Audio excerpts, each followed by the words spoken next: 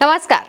Retirement के करीब 6 महीने बाद पूर्व सीजेआई डीवाई चंद्रचूड़ को अब एक नई जिम्मेदारी मिल गई है।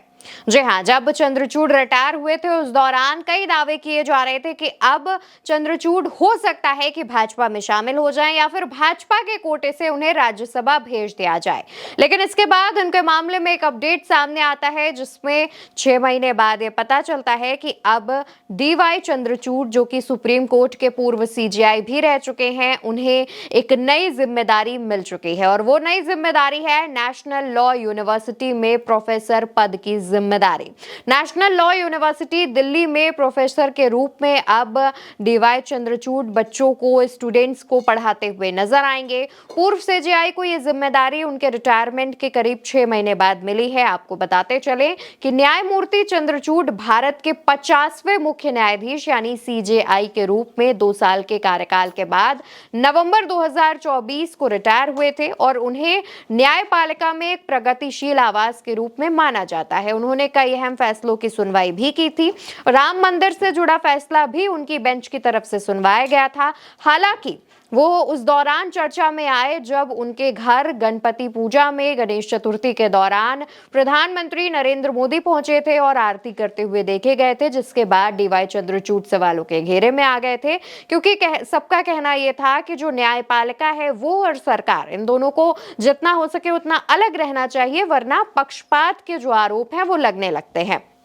इसके बाद राम मंदिर से जुड़े फैसले की सुनवाई को लेकर के डीवाई चंद्रचूड़ ने एक प्लेटफॉर्म पर बयान दिया था जिसमें उन्होंने कहा था कि जब राम मंदिर का आखिरी फैसला लिखना था तब वो काफी कंफ्यूज थे, तो उन्होंने भगवान राम को याद किया और उसके बाद उन्होंने ये फैसला लिखा। इस पर भी कई सवाल खड़े हुए, तमाम लोगों ने उन पर सवाल उठाए थे। हालांकि दोस्तों, 2 साल के कार्यकाल में डीवाई चंद्रचूड़ पर भाजपा के साथ पक्षपात करने का आरोप लगा। तमाम लोगों का दावा था कि डीवाई चंद्रचूड़ भाजपा का पक्ष ज्यादा लेते हैं विपक्ष के मुकाबले। हालांकि दूसरी तरफ उनके जो बयान सामने आए, उनकी जो तस्वीरें वायरल हुई, उसको लेकर के भी सवाल खड़े हुए।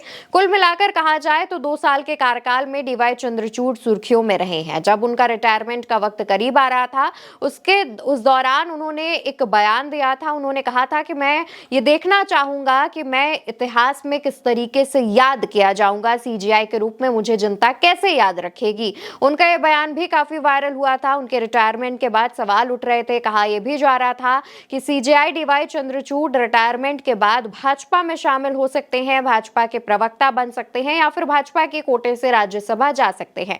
फिलहाल ऐसा कुछ भी नहीं हुआ है। उन्हें भाजपा की तरफ से ना नियुक्त किया गया है, ना कोई जिम्मेदारी सौंपी गई है, लेकिन अब वो नेशनल लॉ यूनिवर्सिटी में प्रोफेसर के रूप में पढ़ाते हुए नजर आएंगे। इससे जुड़े तमाम लॉ स्टूडेंट्स का कहना यह है कि एक पूर्व सीजेआई से पढ़ने का एक्सपीरियंस उन्हें मिलेगा। इसको लेकर वो काफी खुश भी हैं। दूसरी तरफ सीजेआई डीवाई चंद्रचूड़ के रिटायरमेंट के बाद सीजेआई की जिम्मेदारी उनके बाद जो वरिष्ठ थे उन्हें दी गई थी, यानी कि संजीव खन्ना को। हालांकि अब संजीव खन्ना भी रिटायर हो चुके हैं। उनकी जगह पर अब मौजूदा सीजेआई की बात करें तो जस्टिस BR गवई हैं, जो कि देश के दूसरे दलित सीजेआई भी हैं।